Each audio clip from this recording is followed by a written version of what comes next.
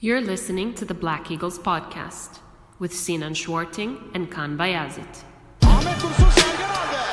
Sergen Bülent yan yana. Sergen Bülent. Sergen. Yanında Tümer var. Tümer'e doğru Avci kaybetti. Tümer topu aldı. Sergen aldı. Gol! Gol! Sergen attı. Sergen attı. Şampiyonluk geldi. Sergen attı. Şampiyonluk geldi. İbrahim'in pası.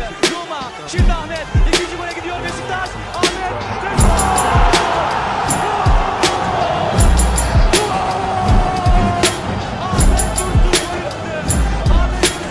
Anyway, all right, let's go.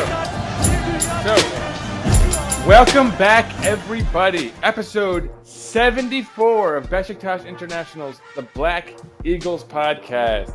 And today, we've got a special occasion on our hands here. I am, of course, your host, Sinan, live from New York City, as always. But with me are two co-hosts. One in the name of the Akman, Evran Akman, from Canton, New York, is what I believe. Is that correct? Yeah, Evran? That's where I go to school. Canton, yeah, right. Oh yeah, you're not there. That's right. You're home for the holidays. But so, my other co-host today is, of course, everyone will recognize him, Kaan in from Belgium. How you doing, sir? Hashtag @theatman needs to change his hashtag. No, his handle, the Ackman, huh? The Ackman, or just Evran. He needs to change that BGK fan 12-year-old handle thing he's got going on, so people tweet him and tell him. You know, we've been trying to pepper it into him for like a couple of weeks now, and he needs to change it up. But he's worried. He's worried some people may read his obscene tweets. This wild man on the tweets over here. He's afraid we're all gonna know who's responsible for them. Anyway. Today, of course, we have a special episode on a few fronts. It's great that the three of us are together again. But also, we have big news. We have a new coach who's in place. The season's over, which we're going to review, and we're going to review it in spectacular fashion, as we do. And of course, there's other news as well. As the summer approaches, the transfer window does as well, and so of course already there's news there. So the first official transfer of the window has already been announced. Yeah, quote unquote. We'll throw it in quotations. But so yeah, big stuff all around. But so let me hand it off to you guys, because this intro is long-winded as it is. What do you guys say?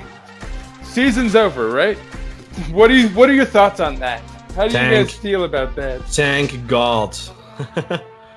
Thank God. Oh wow. Yeah. We're losing our secular approach. Yeah, no, it's an expression, obviously. Not a very religious man, but thank God that it's over. I think we have some diversity on there, Evran. Anyway, let's not get into that. Evran, how do you feel about the season being done? At December I thought it was over, and then they managed to get my hopes up again, and then make me feel sad again. So I guess to make me feel really depressed and that the season ended twice shows how bad the season was. Yeah, roller coaster, as only Beşiktaş can with our emotions. The expression "adding insult to injury" rarely applies quite so literally as it did for everyone this year. But it gives some hope for next season, though. I think that's the positive. I mean, if we would have continued the season on the downward trajectory where we were going on, in like December or whatever, then I think our forecast for this season would have been a lot grimmer, even with the new coach and all that stuff. But I think the fact that Ljajic rose up to the occasion and really established himself as a leader of the team, and performing at a high level, having tremendous stats for a first season. I think that's going to give a lot of people hope because he's young, still relatively young, and he's prime years, it's prime years, and we're going to get to enjoy those hopefully, unless we flip him for 20 million to Zenit, of course. But whoa. But no, there's stuff, there's some positive takeaways from the season. I think the most positive takeaway is that Şenol Güneş is finally gone. and now we can support the Turkish national team. I really hope he's going to do great things there. And Turkey are about to play France on tomorrow, and then I think on Tuesday against Iceland. So two crucial games for Turkey for Şenol Güneş, and hopefully his next endeavor is going to be as successful as the first two seasons at Beşiktaş. But I'm glad he's gone for now because every fairy tale comes to an end, and unfortunately, this was a prolonged ending. Yeah, Indeed. It dragged a bit. Yeah. Well, and so what about you, Evran? What do you fill out your thoughts a little bit about the whole thing? I mean, how do you? Let me move this along a little bit just to keep it more interesting for our listeners. But what are your thoughts on Şenol Güneş being gone specifically, and then beyond that, what do you think this season and I suppose even the season before have done to his legacy all around as a Beşiktaş figure?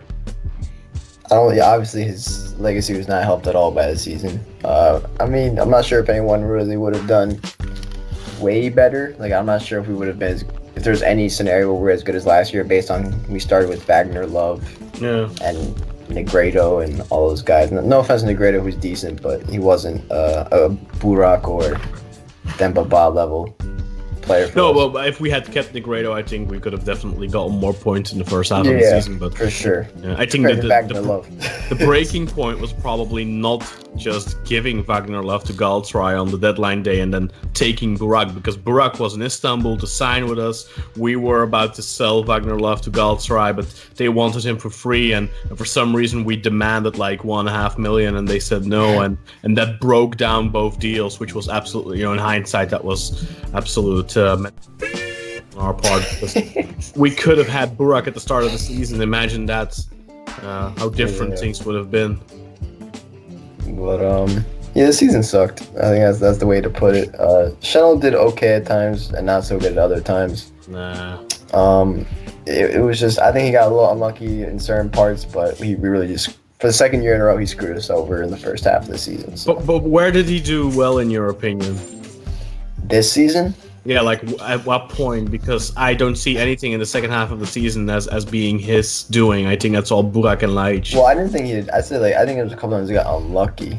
I think overall just the momentum of the season changed naturally, and then the results that we probably deserved came in. But at any point where it came down to more than just individual quality of a Ljajic or Burak, when it came down to now we need a coach to tactically prepare for a match or whatever, to make a brave decision, every time he didn't come true. I mean, look at the Galatasaray game. It was the ultimate example. I thought he got a little unlucky in that game, as I said on this podcast. Yeah, okay, the ref was shit, but you start that game with Necip, who hasn't started 10 games, and you that was a brave decision, right? Brave decision, yeah. We're using words with multiple meanings here. I think our fans won't trust us if we keep doing this. That takes a lot of courage to put the worst player on the team in the starting 11 in the biggest match of the season. For the first time. I would love to hear his rationale for that shit. The first time. That was, yeah. So Sinan, your thoughts? I have. I would even say I think I have less positive feelings about the whole thing. I even think, in a way, that little spurt at the end is kind of like what you'd call a false positive, in that, obviously the results were positive, but the performances didn't necessarily back the results in most of those cases. I don't think the team was really playing superbly in that stretch. When we scored 6 or 7 goals somehow. I think that the positive thing was to take away is that offensively we were more cohesive. very No effective. doubt. We were more cohesive. We were more effective. But the reason I think it's also a false positive is that it could lend itself to a form of complacency that I don't think should be there. A lot of the problems that we had seen, 3 months ago or so, last season, right? All the way through until we were calling for his head before the big winning spurt, and then Mr. Pierce was on our tails about before all of that. There's no doubt that the problems we were seeing exist. The holes in the lineup are still there. A lot of the things have not quite been addressed. Even the things that have been addressed, let's say Burak Yilmaz as the striker, that's not a long-term solution. That's not really going to fix our problems 2 years from now or 3.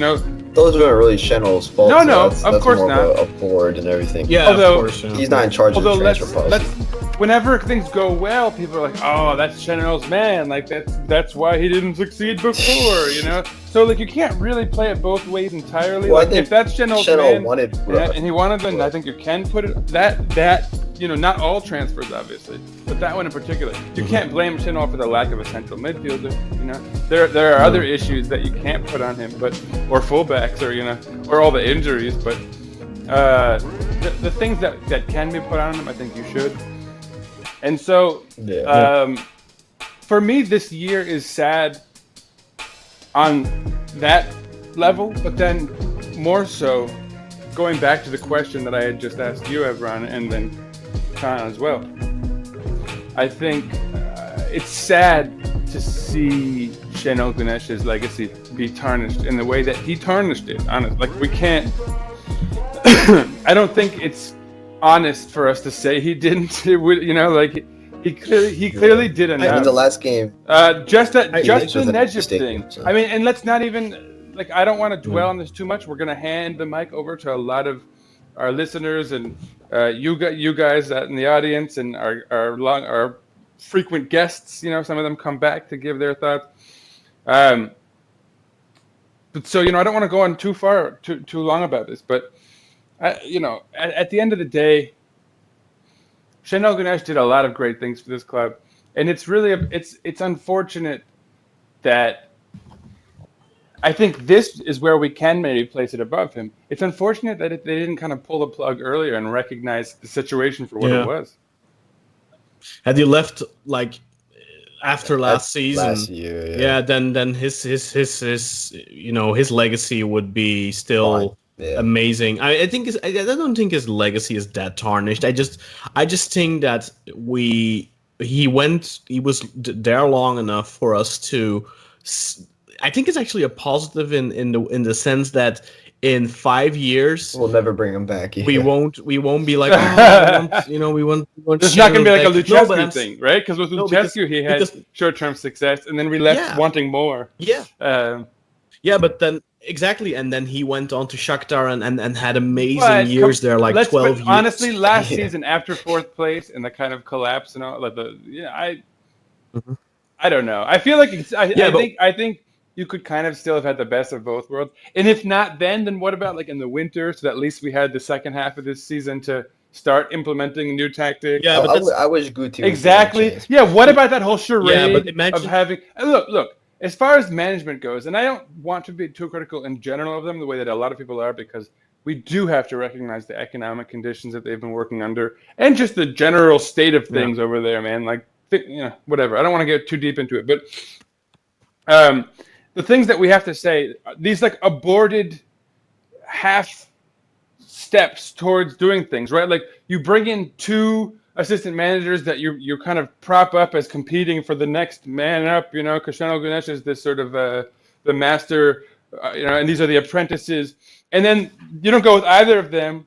I think the fans made that, though. I don't think Milan was ever propped up as the next successor. Yeah, but Guti certainly was. And then also look at this whole Japan Guti thing. definitely. That's a bit of a debacle.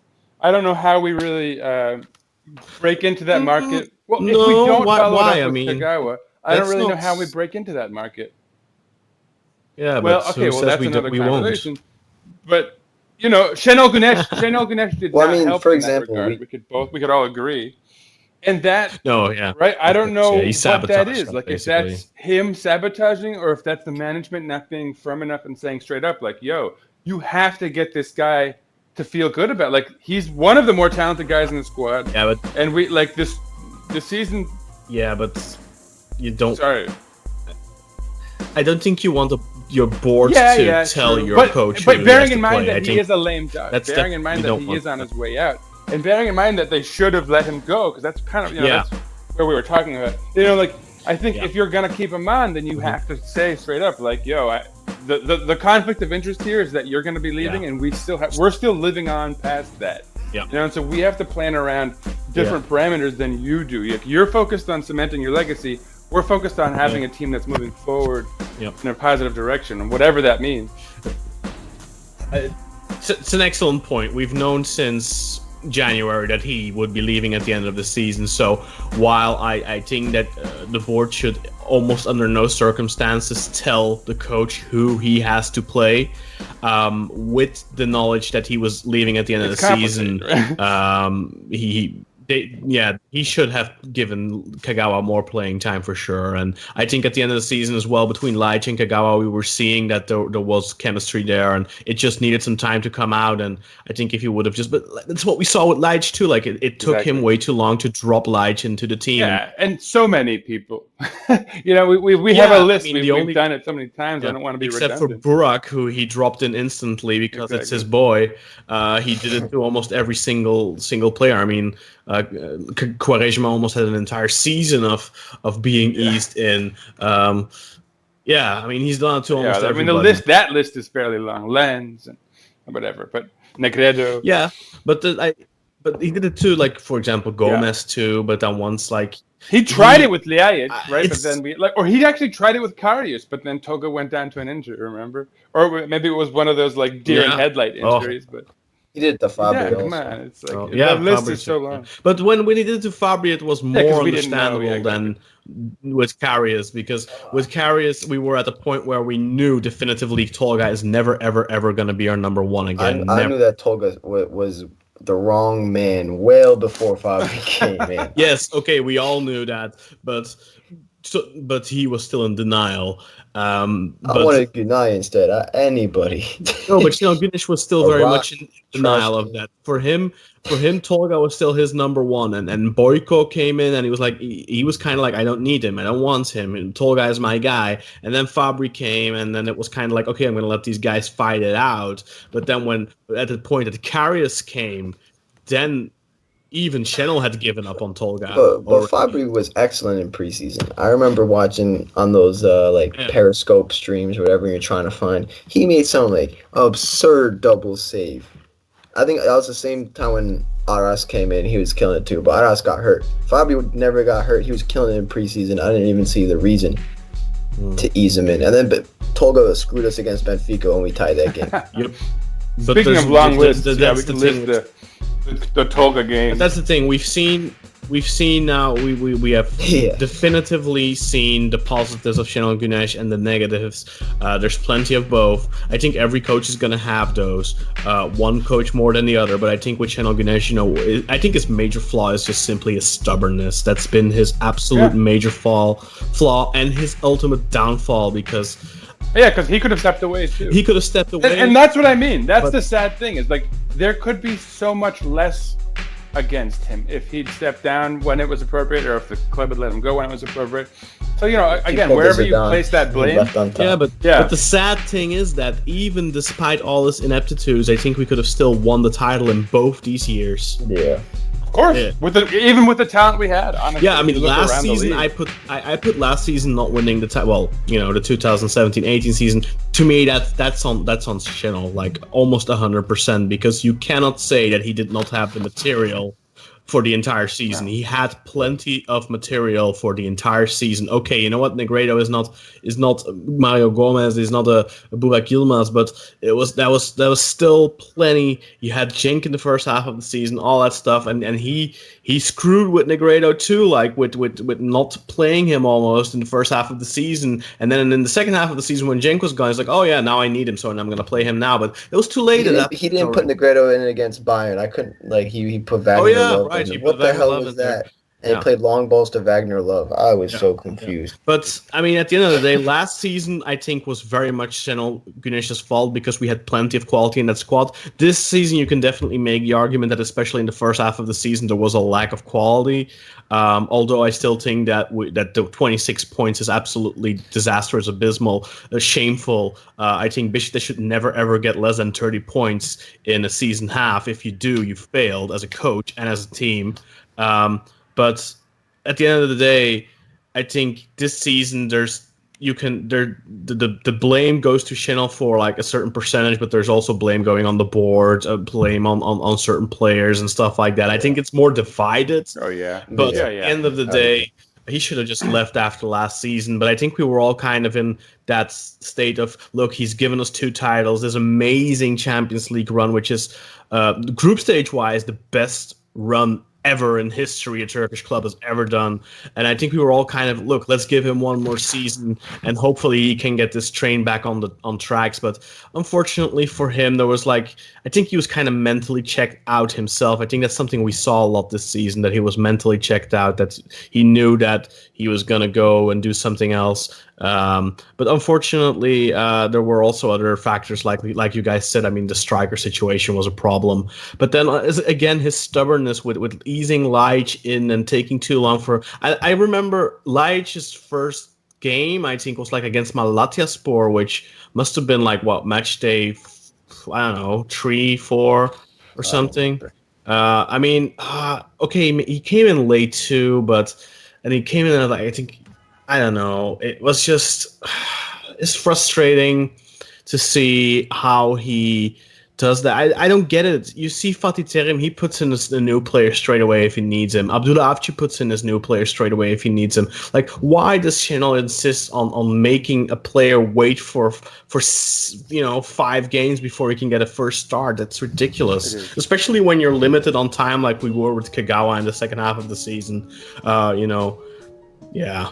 Anyway. No, yeah. I mean, yeah, that's probably a good breaking point. I think our listeners, our loyal listeners, anyway, have heard us rant all season long about Şenol's deficiencies, and we shouldn't stew too much in the past. There's so much to look forward to now, and I think maybe we should steer the ship in that direction. Kaan, you interviewed Bruno Bottaro, our friend from TRT World, who did a phenomenal job of breaking down Abdullah Avci. It sounded more Finnish than it did Italian. Sorry, well, Bruno Bottaro.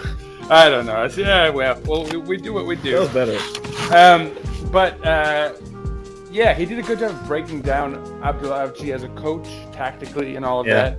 But anyway, since then, it's been confirmed. It is official that he has been named our coach.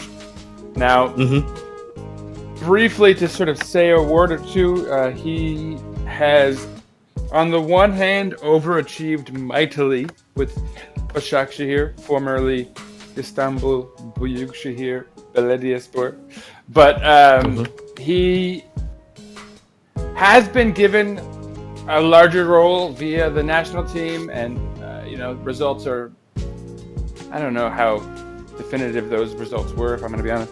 Those are pretty bad. They were bad results. Yeah, but they were bad before and they were bad after. Exactly. So it was a rough era. Well, I mean, it's been a rough era. In that campaign, we lost to Hungary and Romania.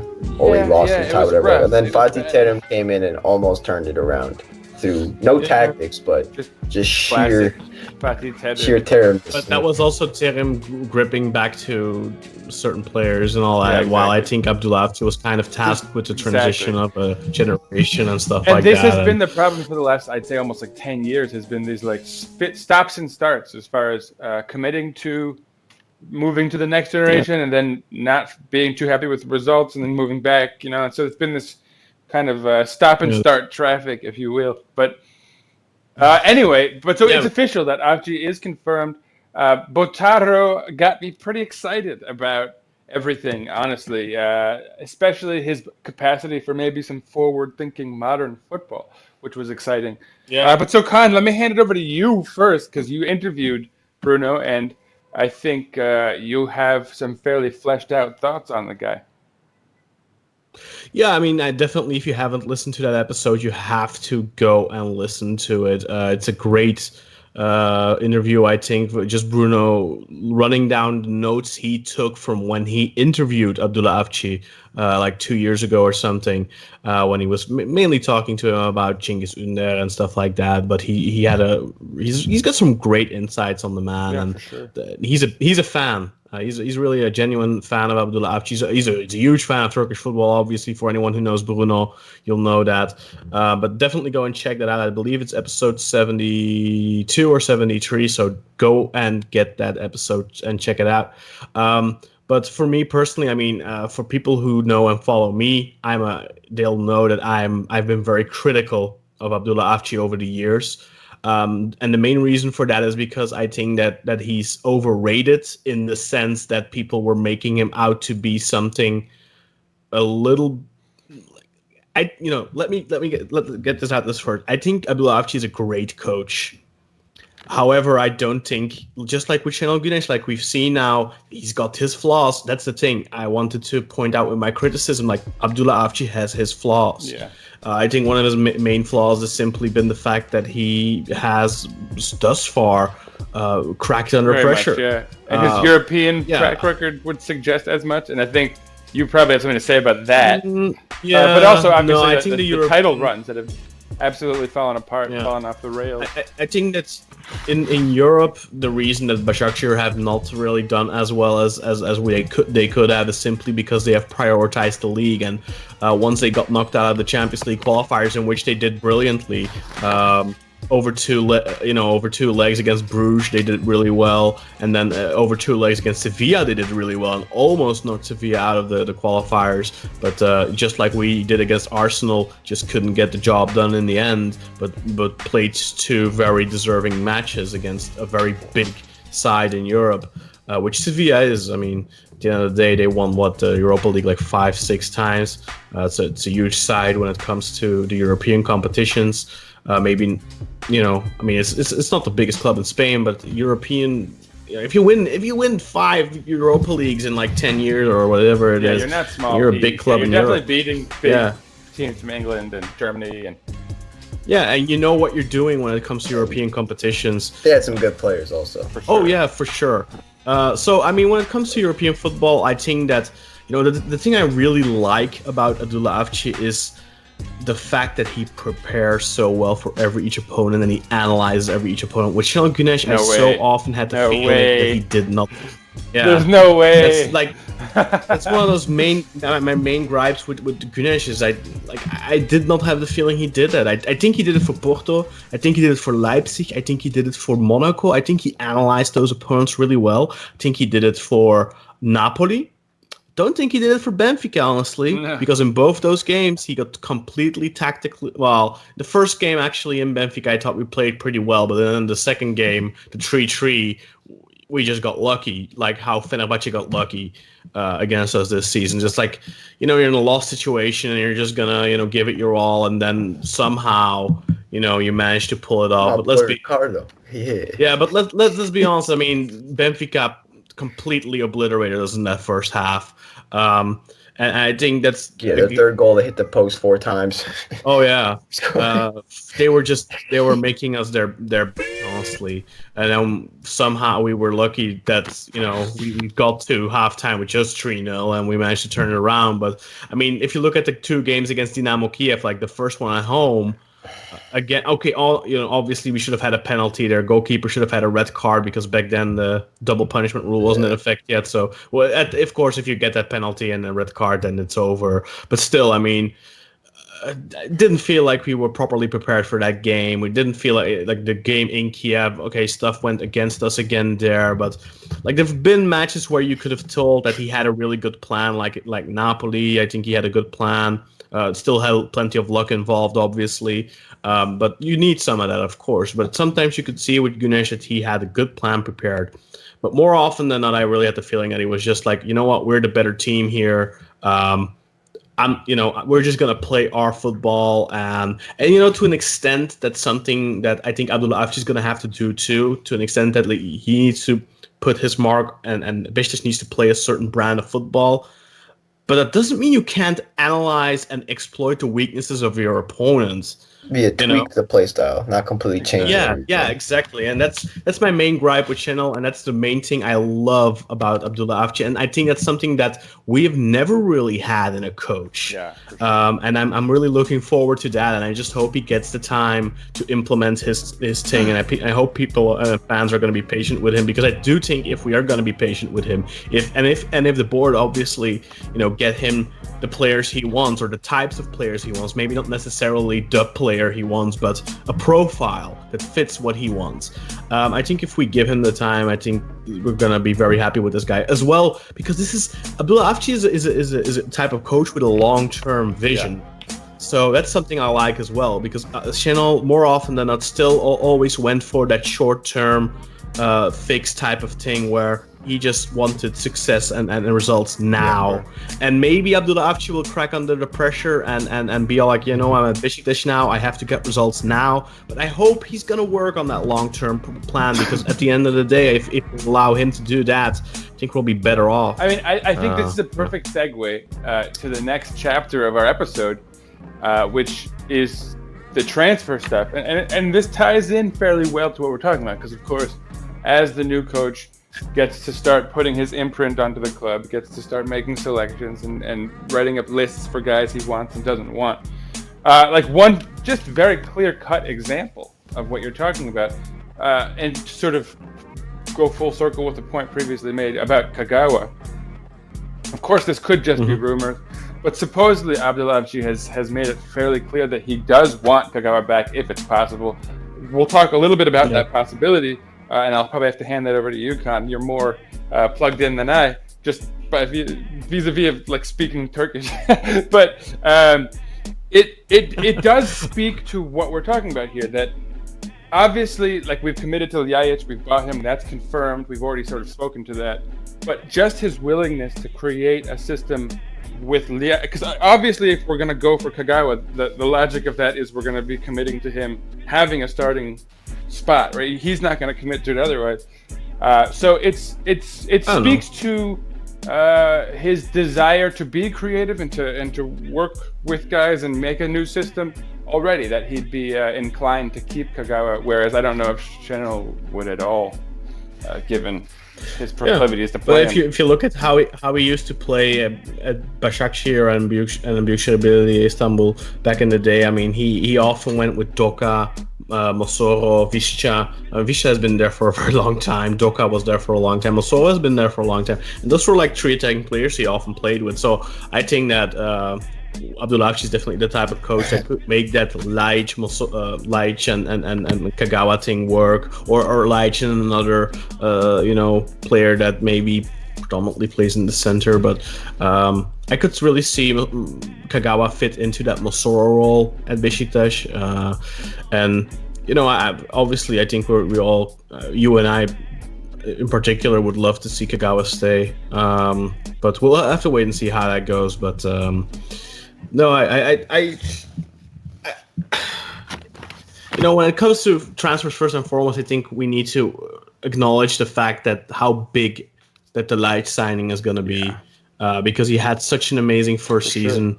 I believe 32 official matches, 9 goals, 14 assists. So involved in 23 goals in just 32 games in his first season. That's massive. That's phenomenal. Statistically, that's the best performance a number 10 has had at Beşiktaş since Talisca. Talisca for sure. But Talisca is not even what I would really call a 10. Well, and what you second haven't step. even spoken to is the fact that this is off of his first year. Traditionally, a player's first season with the team is one where he's settling in, where he's not going to be getting his best statistics. So that says a lot in and of itself, honestly. Yeah, plus, I mean, I really think that he kind of took a lot of responsibility as well. He kind of took like a leadership role on the pitch a little bit. He played like a big boy. Or how should I don't know how to else use I the should put it. professional Like vernacular. No, but Yeah, I a big boy. mean, him and Burak really took responsibility, and I think took a lot of pressure off of other players, allowing them to play better. Ljajic was just that type of a player where, as a teammate, I think you can give him the ball and he'll more often than not do something good with it. And I think having a player like that on your team is always invaluable. I mean, I think Quaresma in the past was very much that type of player where, to an extent where at some point players became over reliant on him and just kept giving him the ball in under any circumstance, and then it became too predictable. But that's because of Quaresma's ability to do something with the ball too. Unfortunately, we haven't seen much of that in the last couple of months. But I mean, I think with Ljajic playing in a center role, there's more possibilities there. He's obviously in a different point in his career, so is very much in his prime. He's the type of player we could be enjoying for 5 years or whatever to come down the road. Whether he'll stay that long or not, that remains to be seen. But I think it's a massive signing. I mean, you and I spoke about this plenty, Sinan, about how big it would be for us to sign Ljajic, sign a Karius, and we were praising the board in the beginning of the season for making that deal the way they did, and now having figured it out, 6.5 million, buying him straight out, 30 installments to pay him, I don't know how that's possible. which is also very 30 positive because that means we're only going to be deducting like a 2 million transfer fee from our budget this season for Ljajic, which is massive as well because it leaves more room for other transfers, and we need plenty of those because I think we can all agree that we really desperately need new wingers. Both on the left and on the right. We need fullbacks, both on the left and on the right. I think that we're definitely going to get it. More so on the left, but yeah. Both sides, really, because I think, Quaresma is not going to fit into that system. Well, I was talking about fullbacks because Adriano's gone. Oh, yeah. supposedly, And Janer is not exactly reliable. I think Gökhan is reliable. Gökhan's reliable, I think, and also, what I could see is us getting a defensive midfielder, and then Dorkan, who I thought did really well at right back early on when he was playing in that position, because at some points it became clear that Dorkan was just a very good player in the center of the pitch as well. And I think then Chino just didn't want to take him away from there anymore. But when he was playing right back, I thought he put in some phenomenal performances early on when he was making his first couple of appearances, and he seems really. I really like that about Dorkan is that when he gets into the offensive third, he doesn't feel like a fish out of water. He doesn't do when Atiba gets in those types of positions, he's like.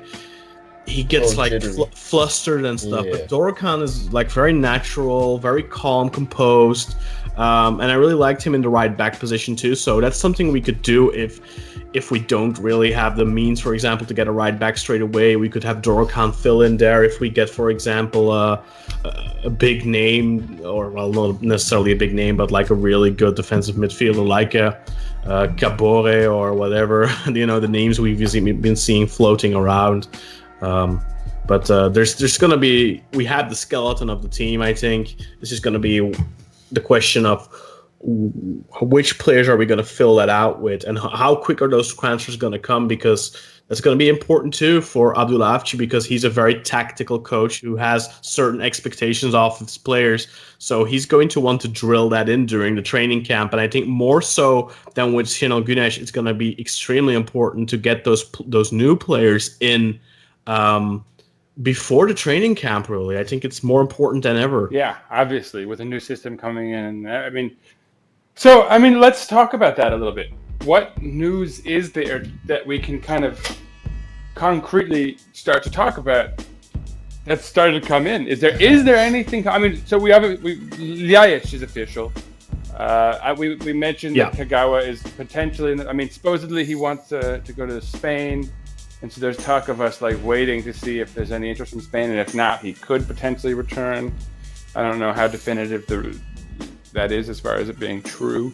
As for the veracity of it, I mean, it's being said that he's wanting to go to Spain for like 2 years, sense. and I mean, it's not worked out. So I could see us getting him back, but the question is, where are we going to invest more heavily? Because obviously Kagawa is the type of player that's going to weigh a little bit on the wage bill. So we might have to bring in like a Japanese sponsor or something to alleviate some of that financial pressure. But that could be mine. Remember, we have Mainichi. That could be That could be what they're there for. I don't know. But we have a lot of rumors right now, but there's not really much concrete out there. I mean, if you want, I'll run down a list of names here that I have of players that we've been linked with.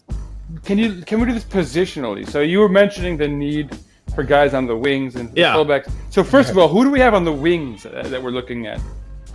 Supposedly, we are looking at Genoa's Darko Lazovic, a 28-year-old going on 29, Serbian, kind of an international, I guess. He played today against Ukraine. Yeah, so he's known for his pace and he's very capable on the ball. But he's not like a trickster or anything like a Quaresma, but he's like very quick, good crosser. Doesn't score too much, I think, from what I've seen. But I spoke to Sonia about him, our beloved Sonia Niksevic. We do hear at the beginning and end of every episode. And she was actually very high on him. And then I spoke to my friend Nima as well, who is a reporter who covers the Serie A. He's an Inter fan, and he said, actually he's a good underrated player. So I think that's the type of player I think we could go for. Obviously we'll be talking about Edin Visca, for example, as the ideal target for one of our wing positions. But Başakşehir won 10 million euros for him. I could see us fork out a couple of million for sure. Maybe 3 or 4. maybe 10 5 million in 3,000 installments. Maybe like 5, max 6. But the thing is, you have to keep in mind, Visca is 29 already. Yeah, that's why. He's at this point. He's at the top of his form. If we get him now, I have absolutely no doubt that he's going to perform. But do you want to invest like upwards of 6 million in a player that you're probably never going to be able to flip at a profit? Although, to be fair, I said that about Jose Sosa too, and we flipped him for a pretty big profit at age 31 or something. So or Tosic, or there's been examples. Yeah, so never say never. We're pretty good at flipping old guys, but I don't think it's realistic to expect that we're going to fork out 6, 7, 8, 9 million for Edin Visca. So then I think a guy like Darko Lazovic becomes interesting because he's a free agent. Well, we need more than one anyway, so one wouldn't necessarily preclude the other. Yeah. So in terms of wingers, I don't really have anyone else here on the list. Well, Lokman, we saw that name come up, and I don't mean Lokman Gur, but Lokman from Everton. I saw that name pop up. Lokman, I think is how I say it. Yeah. Lokman. Lok means garlic in Dutch, so it means garlic man in Dutch. Nice. But we saw his name pop up today. Murat Özen mentioned him, but I don't know what's going on, if that's anything serious or not. I mean, I know he was at Leipzig on loan, I think, last season. He played all season. Yeah, he played a lot this season for Everton in terms of coming on as a sub. I think he made like 20 plus appearances, but like only 3 starts or something in the league. No goals this season, but that could be interesting for sure. He's a young player, maybe a Henry Onyekuru effect that he had at Galatasaray, but I don't know. I prefer for us to get like at least one winger, like that's gonna be our guy, So that I like the Darko Lazovic type of rumors.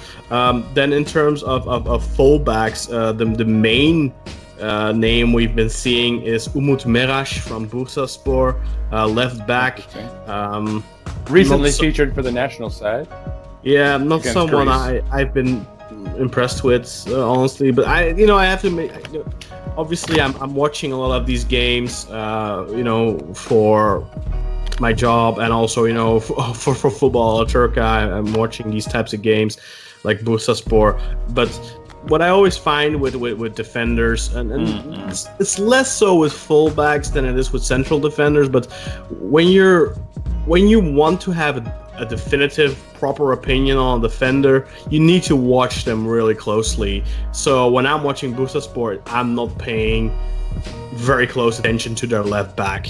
Right. I just remember in like one or two games where they were like, they had to win basically, but then got stuck at like a draw or whatever it was. And I remember them getting frustrated watching them attack. And I remember thinking at some point when Umut Meraş was on the ball for a couple of times, I was like, oh my God, this guy is so inept.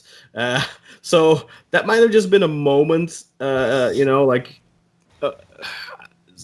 might have just been like I don't know. It's very difficult to judge, but I don't know if Evran, if you've paid a little bit more attention to him. I had Bursa as a team for our work last year. Right. Yeah. So I had Aziz Beige to watch, and he was very memorable. This year I didn't have Bursa, and I obviously saw him play, but he didn't leave an impression on me. Like I remember he was pretty quick. I kind of remember him like the right back. I can't remember from last year. I can't remember his name. He was also Turkish. Kind of like I feel like he was like a similar like mid-tier level player. Erdem? Like good for a Bursa, but not like necessarily good for a big 3 or big 4 team. I think as a backup option, it could be Plus, how old is Umut? Yeah, he's like 23. He'll be 24 next season. It's not like he's 20 or anything where you're like, oh yeah, he could still grow. And I mean, you have to keep in mind he wasn't in second division last season. He was playing for Boluspor, so it's not like he can't. Barış Yardımcı, I think is the guy I was thinking of. Right, Barış Yardımcı. Yeah, he was alright, but he was good at Gaziantep. But he's like a Gaziantep level player, like he's a decent defensive back, but offensively, meh. I don't know about Umut. I mean, he looked like, from what I remember, he looked good on the ball. He looked quick and all that. But then when he looked better on Turkey, to be fair, when he played. Obviously, with higher caliber teammates. Yeah, well, you might want to look at that regarding Beşiktaş more than. I mean, whatever. There are worse options. I just want to make sure we never see Necip on the back line. So that's why, no matter how kind of like mediocre the guys we're looking at seeing as fullback options, or even the central defender option, who you have not mentioned yet, so I won't say anything. I always have that silver lining of like, well, at least we won't see Necip. Yeah, but I'm not against getting guys like this and then trying them out, but you cannot get these types of guys and pay $2 million or whatever. No way, because the rumor is that we offered them 1.5 plus a player. Cross your fingers, Necip. Oh, please. And apparently they're asking for 3, and 3 is just absurd. That's a lot of money, yeah. It's absurd money. You can get a really decent player in Europe for that money. Yeah. I mean, not to put too much weight in it for our transfer market, which is obviously not reliable, but they listed him at 800,000. Come on. No, I think 1.5 million is a very fair offer for him. I mean, you look at what a club like Erzurumspor did, and their results, I don't know if they were much better in the second half of the season. Of course, when you bring in a bunch of new guys, it's not necessarily going to lend itself to results immediately. But they kind of pillaged all these like Scandinavian countries for young talent. I'm sure paid a lot less than 3 million, like you're talking about for Umut. Offset, or a good friend Rashid Mohamed. They brought in some interesting players. For Osmanlı. That works for them. They got India from like Glimt or Bodo Glimt or something like that for like $500,000. But we've seen that in the past though. In the early 2000s, I remember like Tete and stuff like that coming from Scandinavian leagues. Who did he play for? I don't remember, but like and Sterbley does it from time to time. There's a lot of decent players that can be found in those leagues, but obviously it's. Sure. The big problem is that usually when you get those, like if you're Beşiktaş and you get players from those leagues, is a team that does transfers like that. Yeah. Yeah. Like Gleb, I think. Did he go to Konya first or Genstervely? I don't remember which. Genstervely. But they have like Adja Hametovic, Jens Jonsson. Right. Yeah, but that's Skupic. that's his philosophy. Like that. But the thing is that usually when you get those types of players, when they come in from Scandinavia, they need like a year or two to get used to the level and grow, and that doesn't work. Look at Alexander Milosevic when we got him. I am wholly convinced that if he had gone to a Konyaspor, he would have been one of the best defenders in the league right now. But it's just going to Beşiktaş, it's just such a step up. And you see that even from when you look at guys like, for example, Mbaye Diagne, Gökhan Ünal, who Zafer Biriol, Murat Hacıoğlu, whatever, all those types of players that went, Mehmet Topuz, that went from mid-table teams in Turkey to the big three, big four. Yeah, you just see that there's a step up there, and many players can't make it. Some players can, but they're they're exceptional, really. That's also why we often will get stuck with average players like an Ismail Koybaşı or something at left back, and especially with this looming return of the foreign limit, we're gonna go back. We're gonna go back to that. We're gonna go back from the excellence of an Adriano to probably the Ismail Koybaşıs of the world. That's the sad. And it's really it speaks to why you want to have an academy and some semblance of the ability to like develop guys in house. So you don't have to rely on Gençler or whoever it is, Gaziantep, whatever. So and that's why I hope they give Abdullah Avci plenty of reign at the club, because he had a lot of control over the academy at Başakşehir, and I think it's very important that he gets involved there too. And if he does, then we may be tapping more from that. I mean, for example, a guy like Alpay Çelebi, I hope he gets minutes this season now that he's back from his injury. Yeah, there's a few of them. Ridvan and Oğuzhan. Exactly. Yeah. His name. I mean, why would you get Atinç back, for example, if you can play Alpay? Exactly. Or why would you play Necip at center back if you have Alpay? Or even Fatih Aksoy, just I suppose he'll be back too. I think it's a little late for Fatih. But Fatih is a 1.5 season loan, so he'll be another season at Sivasspor, I believe. But he's also older. Like, he's, 22? Yeah, 23, I just mean something like he's that. better than bringing in some, like maybe Lokman, for example. And I think Fatih would be better than Necip at center back. Monster. That's what I'm calling it. Yeah. Oh, yeah, right. We were at those names, right? So there's not really another fullback on the list that I see here right now. Lokman Gur is one of those names that you mentioned. Muldur, right? Is he on your list? Right. Oh, No, very good point. Yeah, he's a right back from Rapid Wien. He scored today for U21. He's supposed to be pretty highly rated, that Muldur fella. So I don't know. I'll definitely ask around. Maybe Bernard Kastler can give us some info on him. Also, what's the guy from Lask Linz, the defensive? Erdogan? He's a defensive mid, Doğan Erdogan, but I don't think that's a Beşiktaş player. I know. Is it happening though? I thought that's a Mehmet Akgün transfer for me. That's like a pointless thing. Yeah, I'm not with you on that one. I mean, I am with you. I'm not so excited about that guy coming. He didn't show me anything. No, I don't think he played against us because I don't remember him. I think he was injured at the time or something. I know he's been. Him. I know. We saw him because Danny interviewed him and sent us an interview for National, because he went to Austria to that match, and he actually sat down with Doğan and interviewed him. But I'm shooting the guy down now as not being Beşiktaş material without having ever seen him play a single minute. So I'm being an absolute ass there. But I don't know. He's like 23 or something. It seems a little bit, but. If he's It'd be a big jump. Yeah, but you know what? If you can get him in, you bring him in on like, let's say, a 2-year deal, and you give him like a low, like a 300,000 or maybe 400,000 euro a year deal, where if you he was on. I'm just looking right now. He was on loan in the second division of Austria this season. Yeah, and he had 1 goal and 2 assists. And he played all the minutes. I guess. I mean, it's a defensive mid, so I'm not sure how much he's supposed to score, but. It's not like he was destroying the second division of Austria. Yeah, but that's not what you're there to do as a defensive midfielder. It could be his role. Maybe that he's not. We need to. Yeah, But that's a huge jump. Second division Austria to to Beşiktaş, that's like a 4-level jump right there. You better, of course. That's like, but you have to keep in mind we're going to be in Europe next season. We're going to be in the league. We're going to be in the Back cup. in the cup, yeah. back in the cup. Yay! So yeah, I don't know.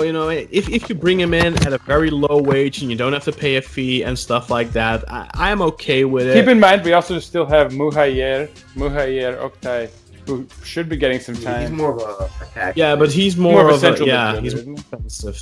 Yeah, he's more At offensive. best, he could be like I think he's a 10. Irfan Can at defensive mid, but I don't think he has that work ethic. He's also kind of a chubster. Oh, let's hope he doesn't listen. Let's hope he doesn't listen.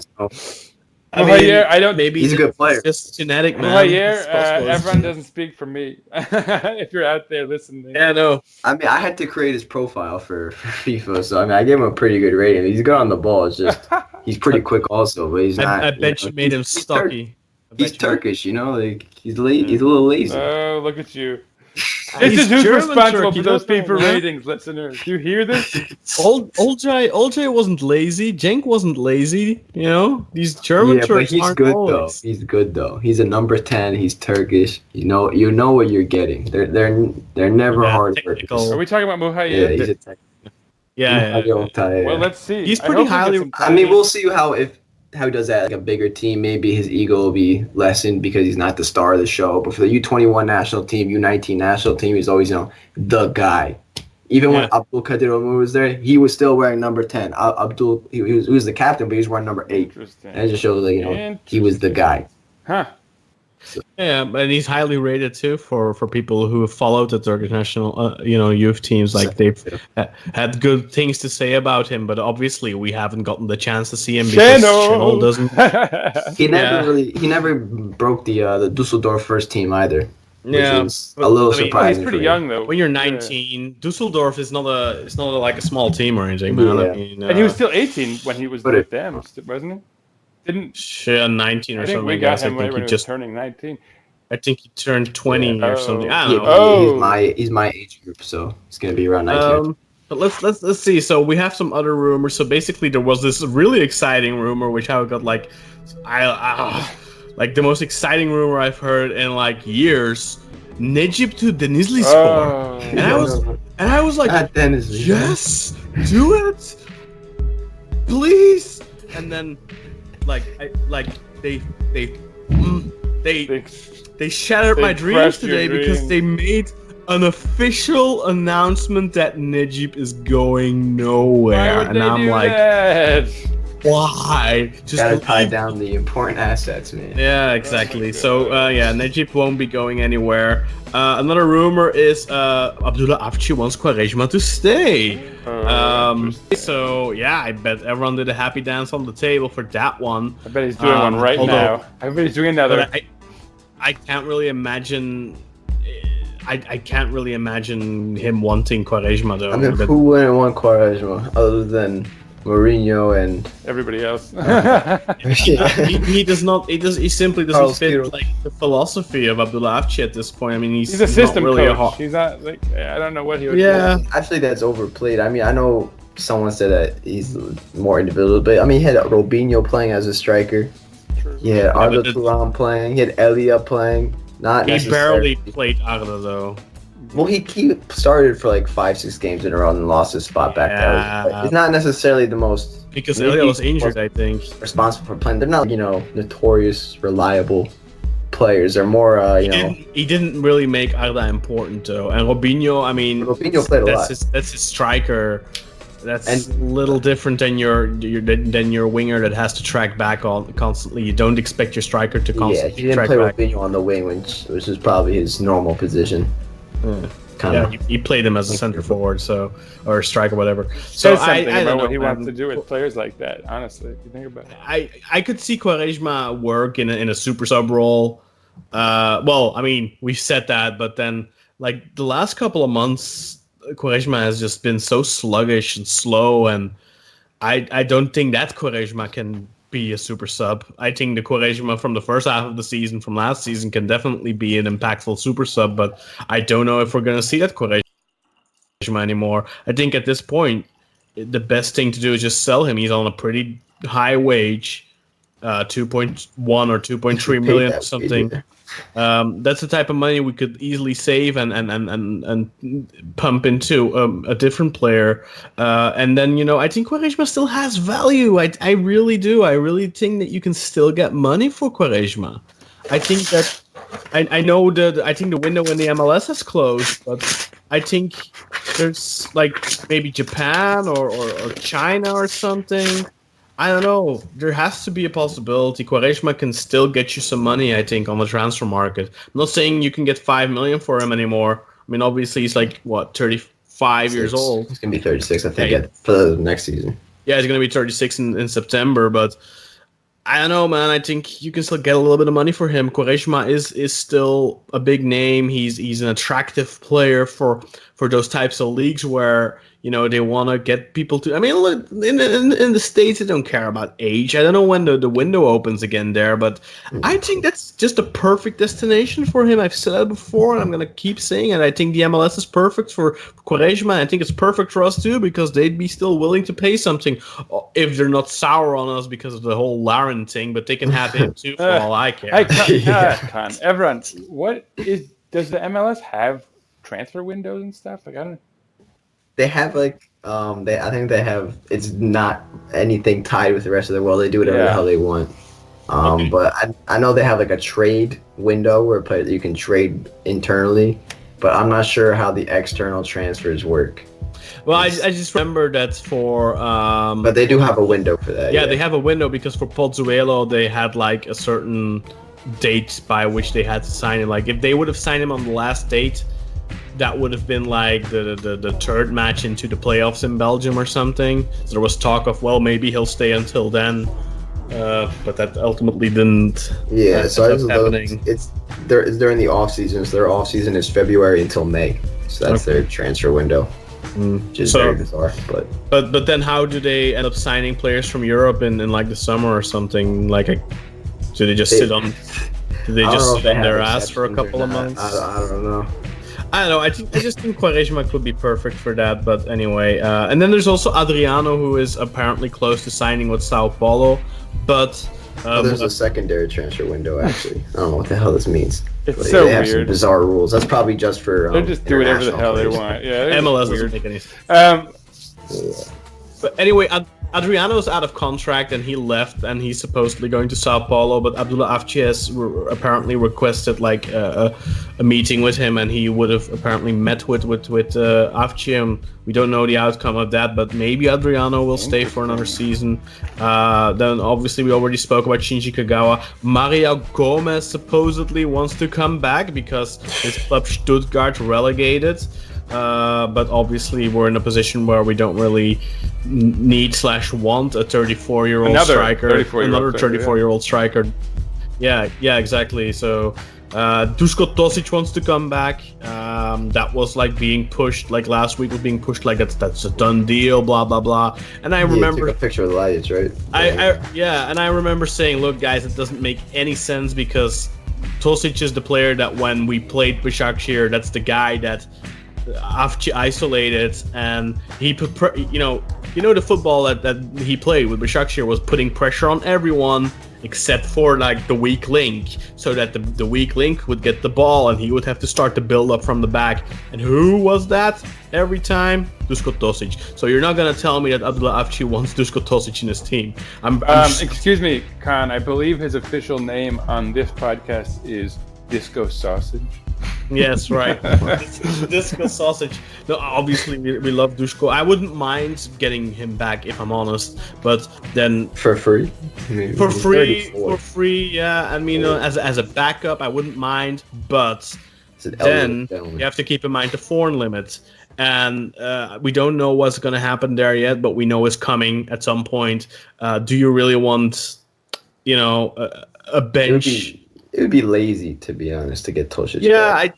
I think you know what I mean. If you're gonna have him as a backup, I wouldn't mind it so bad. But then like I said, have Miran. We have Mirin, yeah, and we have. I mean, we still have Rocco Rocco. and Miran. Well, yeah, Rocco will have to go for sure. And there's rumors that they want to sell Mirin, which I don't think makes sense. I think from our current roster, I think Mirin is the closest thing we have to a defender that's capable of building from the back. I'm not saying he's great at it, but I think he's the closest we have right now. I don't know how good Alpay is at that, so we'll have to wait and see. So and then there's that Lokman Gur rumor from Erzurum, which is a little bit absurd. I think we're seeing a lot of those rumors where Thailand, right? Also, right, Thailand and Talyala, which actually that's one I wouldn't mind too badly. I don't know how he's developed, but he was a pretty good prospect like 4 years ago. Thailand, I mean. Yeah, he's not too bad. He scored a really, really nice goal, I think, on the last match day. Like a really nice individual dribble and a really good finish too. But, but then I think the biggest exciting rumor that's been put out there, which I don't really put a lot of stock into, but Marek Hamsik. That's, I think... Firat Gunayer from TRT reported that a couple of days ago that he was offered to Beşiktaş on loan. He's not really been a huge success in China. He's played like 10 games, scored 1 goal. I guess they expected him to score like goal 50, a game. a goal a game or something there. And you know how the Chinese are very fickle when those big foreign names that they pay a lot of money for. They spend enough, huh? Yeah, I mean, I think he makes like 10 million a year or something there, Hamsik. So, but apparently he's been offered to Beşiktaş on loan. I've tried to reach out to some people in Italy to see if he's been offered to, for example, Napoli, if he's been offered back to Napoli, if he's been offered to any clubs, but I haven't heard back yet.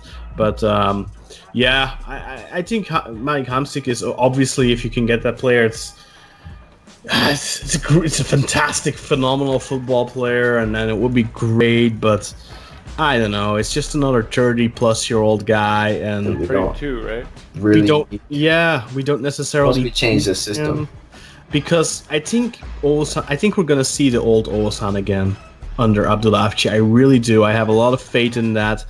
Now, I do want to add to that I think if he has a good season, we have to sell him. Yeah. Because I think with Oğuzhan, you're always going to have good season bets. I don't know but I think if he has a good season under Avci, you got to cash in before it flips again. I think you got to cash in on him. But I am very confident because just those 10 minutes he played in that last match, that was the old Oğuzhan. That was... Yeah. Evran, how was he for the national team? I didn't really pay much attention. Well, I couldn't watch the Uzbekistan game, but I don't think he was as good as those. I think he came on against Greece. He played against Uzbekistan and was pretty good. Yeah, I couldn't watch that game as I was doing other stuff, but he was decent against Greece from what I remember. But yeah, I think not a true standout like Yusuf was really good and stuff, but a training camp under his belt, and I think for Oğuzhan having Ljajic is also gonna do a lot of wonders. So I don't know. A little Oğuzhan salsa action. And then the last thing that we should probably point out is there was this poll that Murat Özen created, and obviously everyone who listens to this podcast is probably going to be familiar with Murat Özen, but he's the guy that's apparently just been ousted at Haber 1903, but he's a very I think he's widely considered as the best source when it comes to Beşiktaş. And he created a very interesting poll basically asking, which one do you prefer, Feixa, Cabore, or Badelje? So those are 3 defensive midfielders. Right now, that poll has like 14,000 votes on it. And 17% say Feixa. I think that's probably because everyone knows he's going to Fenerbahce. 44% say Cabore, and 39% say Badelje. So, if those 3 are a possibility, I know Feixa was offered to Beşiktaş. He was offered to Fenerbahce too. And apparently Fenerbahce are more willing to spend on him, and I don't blame them because I'm actually quite happy for that because he's a great player, but he's super injury prone. So I rather have them waste their very hard-earned Fener all-campaign money on a player that's gonna miss half the year, half this, a third of the season. I rather have them spend their money on him than we do. I rather get someone. So how old is he? Feisha is 30. Gabor They're is all only at 30, 31. yeah, 30, 31. So they're all around the same age. I think that's fine for a defensive midfielder. Ideally, you'd want to get someone like 28, 29, I think, for that Maybe position. Even 27, but that might be too ambitious. Yeah, I think for that position, you want some experience. Because I think it's very important for a defensive midfielder that they know when they need to pull the handbrake. I think a younger player is probably not going to have that experience yet. I think, when they get into their prime, 28, 29, which is, I think, is the prime years for those players. I think that's ideal. A guy like Gabore, for me, that's like a Najib, Yeah, I mean, we definitely need something different. Sure. But this is a position I think we really need filling in, because I think you and I have said plenty of times this season that we had an issue in that center midfield where we were just losing the battle constantly because of that position, and it improved in the second half of the season once Atiba and Dorkan started playing together. But like Evran made this really good point off air, Atiba at this point in his career, at his age, he's still a good player, and it's not like he's I don't think you can say that he's clearly not the player he used to be anymore. But he's slowing down, not rapidly, but it's not like he's not Mehmet Topal, who is a shim of his former self. Atiba is still at a very respectable level, but I don't think he's at a level anymore where he can single-handedly carry the defensive duties in midfield. I think a guy like Gabore should be able to do that theoretically, and that's the type of guy I think we need, so that we can go with a Ljajic and an Oğuzhan, or an Oğuzhan type, maybe Kagawa at center mid. Next, I think that could work, but then we need that monster type defensive midfielder, and I think that's going to be an extremely important transfer alongside the wingers and the fullbacks. But I do think if we can get one really good winger and two decent fullbacks, they don't need to be superb, and then like a monster type midfielder, I think we have a good shot next season. I don't know what you guys think about it, but I don't think we need that much. Yeah, I think people who try to, plug in central defenders and all these other things in, I've long said that clearly the priority has to be on the wings, then fullback, and then I also argued that we need a central mid or defensive mid, however you err, regarding Dorkan and where he should play, and rather than a central defender, we should get that midfielder, because I thought even defensively, we often spoke about how the real deficiency was not necessarily on the back line, but it was in the back of the midfield, allowing opposition to get into scoring positions and have kind of clear shots from distance that would trouble, any keeper. So that's improved a lot though in the second half of the season. It did, and it's because Atiba sort of, settled into that role as he always has. But again, like you're saying, we can't rely on that. I mean, apart from the Hassan Ali, I don't think we have conceded a long shot, have we, in the second half of the season? Maybe one or two. Hassan Ali, but I don't think we... It's about all I remember. But we were conceding quite a few in the first half. It speaks to how much we needed Atiba in good form, and it speaks to maybe a big need going forward, because we obviously have to replace the man. He's not getting any younger. Yeah, for sure. I mean, I think that's been apparent for a couple of years now. He's not even our player technically right now, so. No, he is. He extended. Yeah, his he did extend. Yeah. He had an automatic extension clause. It's already been extended. No, it's been extended already. Oh, okay. Let me just quickly look that up to confirm for sure on the TFF website, but I know his contract has extended. But I mean, I think while you're looking that up, I think we're just about. I mean, that's all we can say for the transfer window thus far. Obviously, stay tuned for more. We hope that there's a lot of news coming in relatively soon. The sooner the better.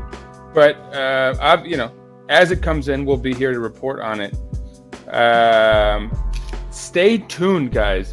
Now, we have an extra special After the Beep today, which features, as I mentioned earlier, a number of guests that we've had on the show previously. The twins, for example. Obviously, Kirsten was very kind on our episode about Adam Ljajic, one of our best episodes. Yeah. We did with Sonia. She did the After the Beep and gave us her thoughts, and I really liked her take on Ljajic's season, and she was spot on, I think, for someone who was not able to watch all the games, but she definitely knows Ljajic well, and I really liked her take, so I think that's going to be interesting to listen to. Then obviously, all the After the Beeps for all of you who sent in your After the Beeps. Thank exactly. you so much. I didn't want to not shout out others, like Frank, for example. Frank Jimenez, our Mexican listener, gave his 2 cents. So yeah, we got a lot of great stuff. So definitely don't stop listening after the theme song ends, as always. Yeah, and not everyone introduced himself, but just a quick shout out to Aurelien Celik, Yasin Parlaxu, Emrecan Ires, and then we had Frank, of course, sending in his note, and Kartal Oğur, Dara, Hensey, and then of course, Kirsten, Schlewitz. I don't know when that's going to be pasted in, but thank you for all of you for sending in your thoughts on the season, and let's hope that we're going to have a couple of really good interviews these coming 2 months. Yeah, because interviews will mean very exciting transfers. That's right. Yeah, as always. I'm crossing my fingers for another Sonia appearance. Another Serbian. So you're in the Lazovic camp, is what we have to assume. I think that's an interesting player for us. I really like. I think that's gonna fit the Abdullah Avci style, to have a really quick winger who's got a good build. I'm always fond of these blocks. I'm always fond of having these blocks of players where we have a couple guys from one country, so that they have each other to lean on and to help each other settle in and stuff. The Serbs always do well in Turkey. Yeah, in packs. I thought you were gonna say Serbs always do well in packs. It's like whoa, that's. But no, for sure, it'd be nice to have a bit of a Serb connection, as we've had kind of Croatian connections in the past. And, yeah. Still do of that sort. Yeah, exactly. But so yeah, that'd be excellent. Bring back Jorge Mendes. Yeah. Uh-oh. And who would you want him to bring in then? I want Julio Alves and Bebe back. Or maybe we can get the former Manchester United legend Anderson. Yeah. Didn't he go? Where did he go? Adana Demirspor. Yeah, Adana Demir, right? Chilling on the bench all season. Oh man, incredible. It's a bummer.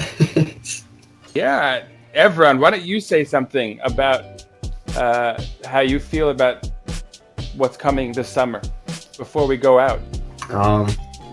Well, I hope that we have a good transfer window and not a lazy one, because so far it feels pretty lazy. All the names being linked, just kind of generic, run-of-the-mill kind of stuff. I mean, obviously I don't expect any big names, but something that it looks like they thought about for a little bit. Lazovic actually sounds like maybe they're thinking a little bit, but just hearing I like that name. Good, or those type of names. If I know them, really well. Last year, our best signings, other than the big ones, was Dorukan from a second division team, Eskişehir, Güven Yalçın from a youth team, which is playing, I believe, fourth division in Germany, stuff like that. I mean, it's not like Güven never heard of anybody. From Leverkusen. But Leverkusen's B team. Yeah, okay. He never made to the A team, so it's just something it looks like they try a little bit, and get players that are undervalued. Not to be all Moneyball. I think Abdullah Avci is going to have transfers. I think you're right to play Moneyball a little bit, Evran. That's kind of where we are as a club, if we're going to be honest. We have to be clever with our money, not necessarily splashing. I think we went away with that. And that's why we don't want to spend 2 or 3 million on Umut Merash. And giving the Grado a 4 million salary and all those type of things. Cut back on We're paying 6 million for Lens. Stuff like that shouldn't really be happening anymore. But There's talk of a wage cap this season, by the way, where we're not going to be spending above $2.5 million on a contract anymore, unless there's like an extreme exception. But like, there's just talk. That's Virat Gunnar said that as well. I think that there was like a very conscientious wage cap being implemented from now on. And I think that's a good thing. I don't think we'll be seeing a $4 million a year player anytime soon anymore. Cue Marek Hensey. It's good. Yeah, right. Boom, and then we signed him and Kagawa and paid them for it. Well, so Kaan, take us out, man. Yeah, don't know if there's anything else to add. Check out our upcoming episode on Football Turkey. We will be having on Gabriele Marcotti. We'll be speaking about financial fair play, about his thoughts on the Turkish league. And if you have any questions for him, please send them at Footy Alla Turca, or you can at me at Rosarian or whatever. You just ask your questions. It's going to be, I think, Sinan and Evran are very familiar with Gabriele Marcotti, of course, because of his ESPN work. Great. I think it's going to be great. Really looking forward to that. We're also going to have Samantha Johnson on in one of the coming weeks, so definitely keep an eye on Football Turkey. But I am crossing my fingers for some very interesting guests on the Black Eagles podcast in the coming months, because, like I said, that would probably mean some exciting transfers. So, maybe we can get somebody from Napoli on. Who knows? There you go. Let's bring Brahimi. Yeah. So, €5 million signing on fee. No, thank you. But I don't know if you guys have anything else to add. But if you don't, you know what to do. I know I have one thing to add. Go Beşiktaş! Yeah. As always.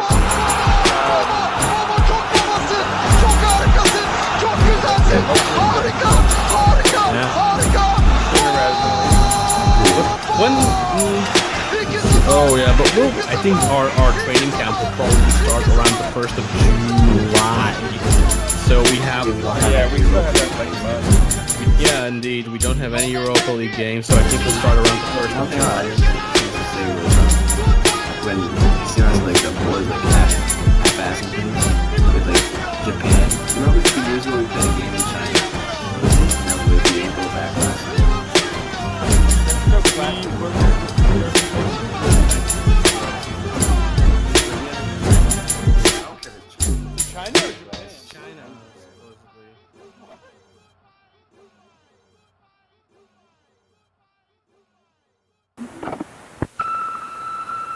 Hey everyone, this is Kirsten, and I like to call myself the president of the Ljajic fan club, and I just want to say that I'm quite excited that he's signed on a permanent basis with Beşiktaş. Someday I will probably learn to pronounce your club's name. I'm sorry right now that I probably can't. Anyway, I haven't watched as many games this season as I'd liked, but I've caught a few at the end of the season.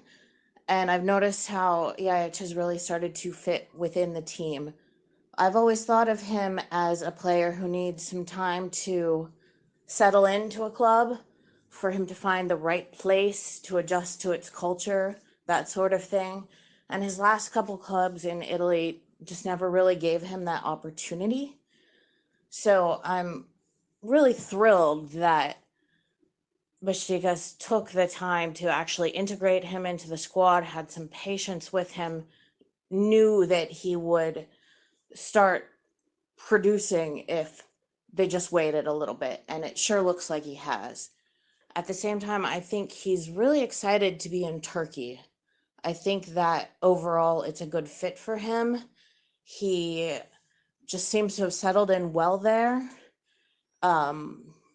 Has adapted to both the country and the club, and that also will make a difference in his playing, and I think next season we're going to see even better from him.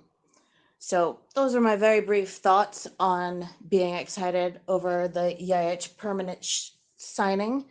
If you want to follow me and see all of my Adam love on Twitter, you can go ahead at KD Schlewitz on the Twitter. and I will be listening and rooting for Beşiktaş. Thanks.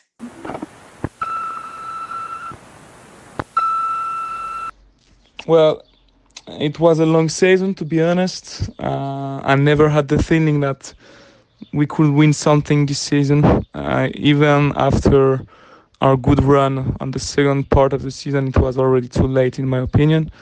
I think this was the too much year for Şenol Güneş. He should have left the club this summer after the bad season that we had in the league. I mean, finishing fourth with the team we had. And obviously, this one was a failure as well. I think the league was very open. Başakşehir and Galatasaray weren't that good, to be honest. We could have won something this season if we had another coach with another ideas. It was, I don't know, the first half was absolutely terrible. If you had the Europa League, it was huge disappointment, sorry. Going out from the group stage against such a weak group was really, really disappointing. Şenol Güneş should have left the club this winter as well. He didn't. So it's like totally useless season we had this year. I really hope next one with Avci we're gonna have a Oziakup coming back, like the Oziakup we know.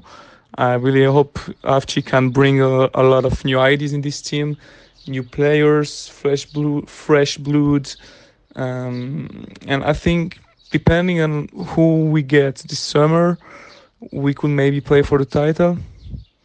I don't know, but I think Avci is a good coach and was the best decision we could made.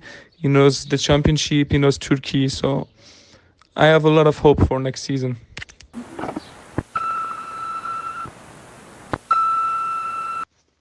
Hi lads, Dara here with a few thoughts on last season and the season to come. Last season started out disastrously, ended pretty disappointingly, but I think there's definitely some positives to be taken, especially from the winning streak in the second half of the season coming up to the Galatasaray match. Last summer's transfer window was a mess. A couple of good players signed, but the striker situation really screwed it up. Having Kyle Larin, who's barely a footballer, and Wagner Love, who's over the hill, to scrap it out for the number one striker spot for the first half of the season was far from ideal. Ljajic, great signing, but Şenol needed to integrate him quicker and carry us the same. Dropping him after a few games for Tolga didn't help anything. Karius needs confidence clearly, and his coach could have given him that. Borak, January signing, was a brilliant signing, but could have happened 4 months earlier, and how different would things be now? Kagawa was another good signing, great player, but Şenol once again didn't integrate him. Hopefully with Avci things won't go that way.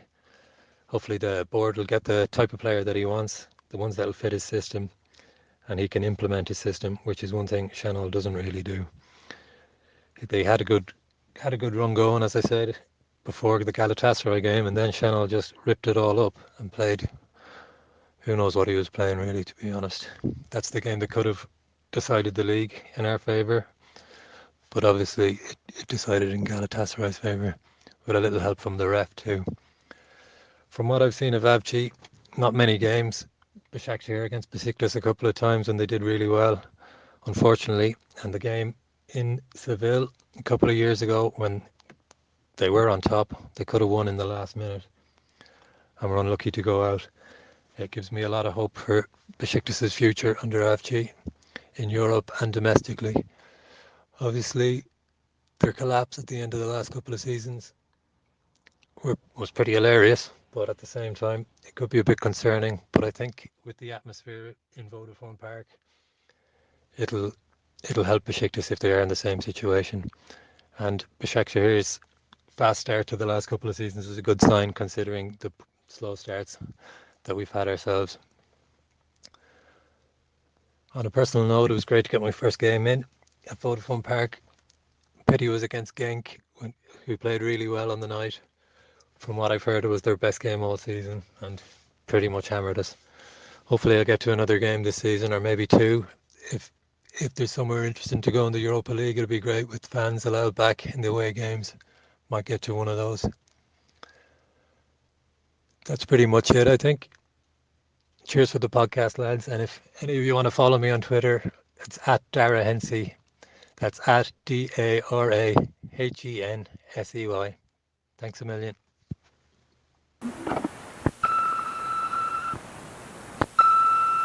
Overall, I thought the season was quite mixed. The first half of the season was very, very poor. I thought nothing really clicked about the team. It seemed like we were going nowhere in the Europa League. I had some hopes that we would progress further into the competition because of the easy group we had. I thought it was easy, but we sort of we came up short, and I was really frustrated at that. Especially that Malmo game where we should have just where we only needed a 0-0 and we threw it away. Şenol Güneş, I'm happy that he left now. He's had 2 mediocre seasons after winning 2 consecutive league titles, and I'm sad that it ended that way. That he couldn't have gone out on a high note, but sometimes it's not meant to be. Season in the league, the second half was, I thought, very good. We competed very well. Ljajic, for example, really came to his own, and I'm happy that he's now under a permanent contract. But overall, I thought we were really lacking defensively, and what we really need now is a more what we really need now is a new tactical identity, and I hope that's something that Abdullah Avci can provide. I hope that considering we don't have to go through qualifiers, we can go further into the Europa League, because that's something that gives the team a moral boost. I personally hope that we get a goalkeeper in case we can't get Karius on a permanent. And yeah, I just hope that we will. I don't think we will win the title next season. I'm not quite sure. I just have a feeling about that. I hope that we at least compete and get Champions League football next season. What I wanted to add was that I hope that we play more players from our academy. Even if we suffer in the league a bit, I think that Abdullah Avci needs 2-3 seasons before we can really judge him. Because from what I've heard, he likes to implement his own philosophy, and that usually takes time. So if he wants to push through some younger talent, I would really appreciate that. Yeah.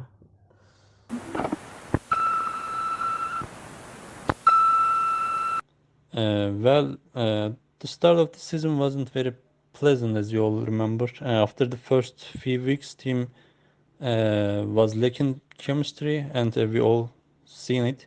It was quite visible while watching the games.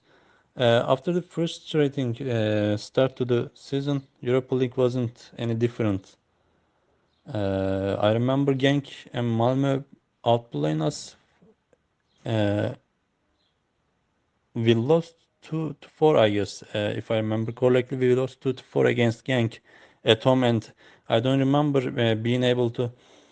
not being able to do anything at home and playing that bad against a team at home, losing, conceding 4 goals.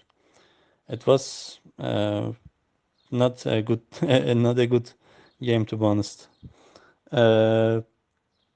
It was all clear, and Şenol hasn't been able to change the team's lack of playing nice football or enhance the capability of to perform better. The first half of the season was all like this. For the second half of the season, it gave us all some hope, and I don't think any of you actually thought that we were going to be a contender for the title for the last 3-4 weeks of the season, and but yeah, we lost the game. We lost the title against Galatasaray. You probably remember that.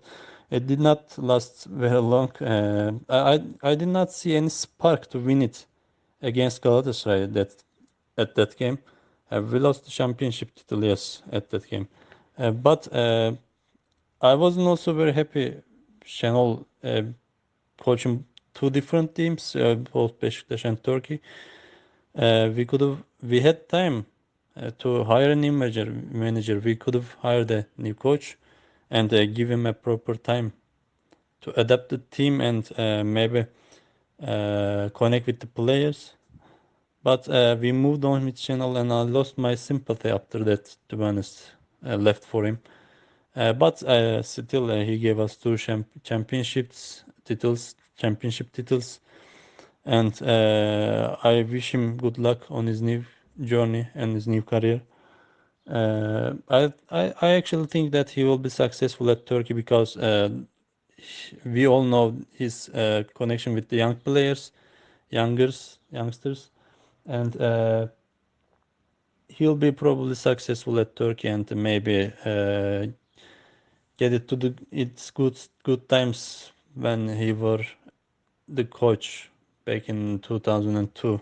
Not that good times probably, but still it will probably increase the team's ability. Next season, for the next season, we will, of course, we are going to be able to title contenders alongside with Galatasaray, and probably Fenerbahçe is going to be a contender again, not again, but they will be contender because it wasn't actually expected this season to not being able to do anything and continue the season with being 13th of the table. But this season they will probably be better and be a contender. Maybe not. They are not going to win it, but they'll still be the contender. Başakşehir won't be able to be a title contender because they lost to Abdullah Avci, their main brain, and they will probably lose some important players. I think yes, we will be a contender and we will play like we want to win it until the last few weeks, and it will be decisive at the last, of course, few weeks again, like the last few years. So I'm actually hopeful about the next season and the transfers. We will see the transfers if they can adapt the team easily. Of course, with Abdullah Avcı, because I just read a paper that's saying that Medellin Quaresma wasn't wanted at his team, and Quaresma is not. Of course, he doesn't want to leave, and but hopefully he will adapt quicker than expected, and we will be very successful next season.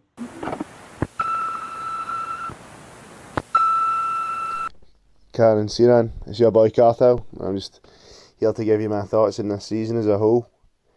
To start off with, let's start with the first half of the season. I call the black part of the season. It was really terrible, man. We get 26 points from the first 17 league games. We didn't really have a striker. Got rid of Negredo at the start of the season, who really, from the year before, we saw wasn't good enough for us anyway. Wagner Love is terrible.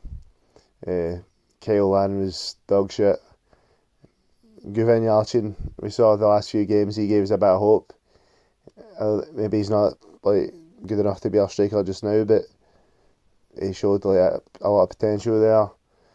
I mean, 26 points out of 17 games. It was a really terrible first half of the season. To go alongside with that, one of the worst performances in Europe I've seen from Beşiktaş ever. I mean, it was a group with the likes of Genk, Malmö, and Salzburg's. We get 7 points from it in the third, which is a disgrace. I mean, we're a much higher calibre team than all those three teams. like we lost the game 4-2 at home, which I thought was really unacceptable.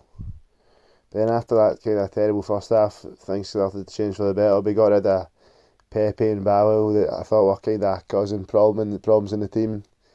We brought in Burak Yilmaz, who I personally thought should have been brought in way back in summer of 2017 instead of Negredo. I think we could have really been in a completely different position if that had happened. So anyway, the second half of the season starts. We get rid of the likes of Pepe and Babel. We bring in Burak Yilmaz. Finally, we've got a decent striker. Shinji Kagawa comes in as well, who played a decent role as well. And then Miriam as well, who's alright. But Burak Yilmaz, what a phenomenal performance we saw from him in that second half of the season. He scored 11 goals in, I want to say, 15 games for us, which was really phenomenal. And he scored 11 of them in 12 games, because he didn't actually score in his last 3 games after the Galatasaray game. But, I mean, we're way behind Burak Yilmaz's goals. The team kind of started to perform better. Ljajic, who we signed on the last day of the summer transfer window, came in his own second half, showing really what quality player he is. But Burak Yilmaz and Ljajic kind of put us on our back, so to speak, and actually surged a light kind of title challenge. The gap, which was once 13 points, we were able to bring down to 3, 1 point going into the Galatasaray game. Then after that, obviously, we get absolutely screwed in the Galatasaray game by the referee. We had Bülent Yıldırım. And then after that, our title hopes were kind of well and truly dead. But despite that, I think overall, you can look at the second half of the season as a success. Because I mean, at one point being 13 points down, and at the end we only ended up 4 points behind. I think that can be regarded as a success. And also, in this season, we've had overall we could say it was a bad season, but it's left us with a lot of excitement going forward, because obviously Shell Gunesh has went to the national team, and a lot of us kind of thought he was a bit past it. It was time to go. It was time to part ways. We've brought in Avci, who I'm really excited about. The fact that we've actually signed Ljajic permanently now really leaves me really excited. We just need to fill out the kind of empty spots. We need to get some wingers, some fullbacks, a centre mid and a defender, and I think next season we should win the league. And hopefully we'll be talking about title number 16 this time next year. Anyway guys, cheers. Beşiktaş International hopes you enjoyed this program.